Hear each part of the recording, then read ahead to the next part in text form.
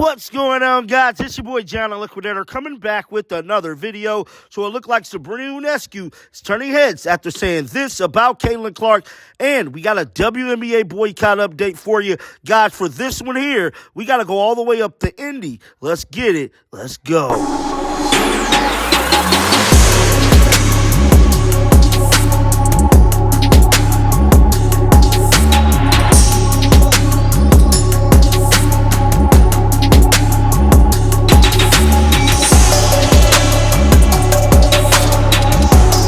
As we get set for Game 2 of the WNBA Finals, a lot of the players that is actually in the Finals opened up about the Caitlin Clark effect and what this season actually meant to them. Now, one person is standing out through all this, and that is Sabrina Ionescu. She has been pretty vocal about Caitlin Clark all season long. Now, she did make headlines at the beginning of the season when they actually lost to Caitlin Clark and the Fever, and she let it be known. This was like the Indiana Fever Super Bowl. I ain't gonna let her up for that, but that is exactly what she said. Now, ever since then, she's been kind of quiet about Caitlin Clark. That is until yesterday. With all that being said, it's being reported that Sabrina Ionescu and the New York Liberty find themselves in a 1-0 hole after a 95-93 Game 1 loss in overtime against the Minnesota Lynx in the WNBA Finals. The game went down to the wire as Lynx star Nafisa Collier hit the go-ahead shot with 8.1 seconds remaining. Breanna Stewart missed a potential free throw, and I'm telling you right now, her missing that free throw broke the damn internet, bruh. And a layup as time expired, giving Minnesota the win. It was revealed a day later that this was the most watched game in the WNBA Finals ever, and a good one at that. Sabrina Ionescu and a few other players made their situations known about how they feel about Angel Reese and Caitlin Clark, changing the viewership, but primarily Caitlin Clark. With all that being said, let's roll the footage right now. I can't pick one. I mean, it's not an either or with.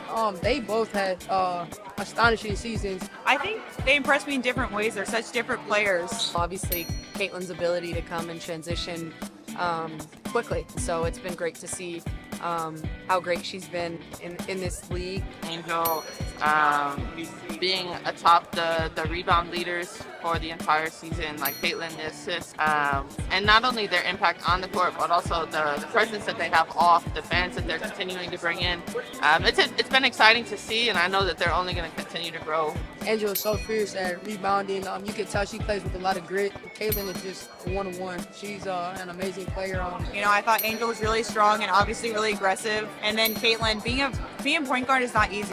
That was their response in regards to Caitlin Clark and Angel Reese. But guys, moving on to another story. Now, we know Sue Bird called out Stephen A. Smith and Shannon Sharpe in her recent podcast. Now, I'm here to tell you, Stephen A. Smith is one not to bite his tongue, similar to your boy John the Liquidator, dog. And he pulled back up on Sue Bird in a recent episode of the Stephen A. Smith Show. Check out what he had to say. Roll the footage. I love her, but I didn't appreciate this article that I read, okay, when it came to her talking about yours truly. Because you see, far be it, this is the headlines, y'all. Sue Bird calls out ESPN host for, quote, hating on WNBA playoff ratings after Caitlin Clark's exit. You say, what? Why? Why, y'all? Really? This is where we have to go? Can we put her quotes up on the screen, please? Because I want everybody to know what she said. What she said about your boy, okay? This is the wonderful, the marvelous Sue Bird. I love her to death. Love her. Interviewed her a few times. I'm such a fan. But this is what she said.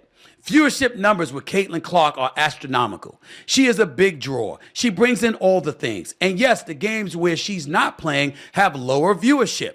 But in the WNBA playoffs, and we'll use the semifinals, where Caitlin obviously is not in it because her team lost, are still breaking records from previous WNBA years and are still cracking 1 million viewers. She continues because she brings up my name. So these numbers are still really high and they're still really meaningful. And yet some people continue to flip that. I've seen Stephen A. Smith talk about it. I've seen Shannon Sharpe talk about it. And what I don't understand is they work for ESPN. So why are you hating on a business ESPN is in? I want to say the semifinals games are up like 130%, and that's without Caitlin, end quote.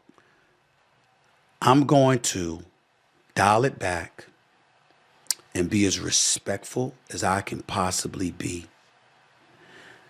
Once again, Sue Bird is a champion, Hall of Fame caliber, and a beautiful person. I am a huge fan of her as a person and player. One of the great pleasures I've had was interviewing her in the past. I'm only addressing her points about me and what she said in relation to the whole Caitlin Clark story. Respectfully, Sue Bird, you are inaccurate. It is just that simple. First things first. We cover sports, right? Don't we cover sports? Looking at one of my producers, Sherry, do we cover sports? Do we cover sports? Aaron, do we cover sports? Griff, do we cover sports? I think we cover sports. So if somebody got arrested, I can't bring that up. When Brittany Griner was taken prisoner in Russia unfairly, we didn't touch that. When Ray Rice got in trouble, we didn't touch that. When Ray Caruth did what he did, that was a crime. He's convicted of killing the mother of his child, of his unborn child. Did we cover that?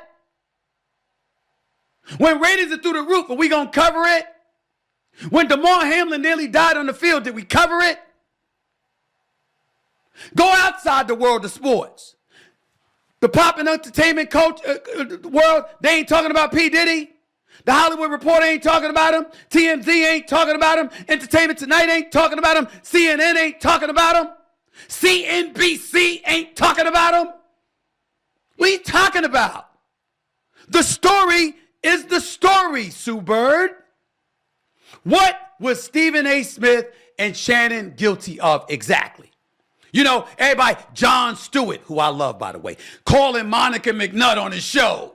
You know, she rolling out there like That was Stephen A. Smith pretty much letting it be known, bruh.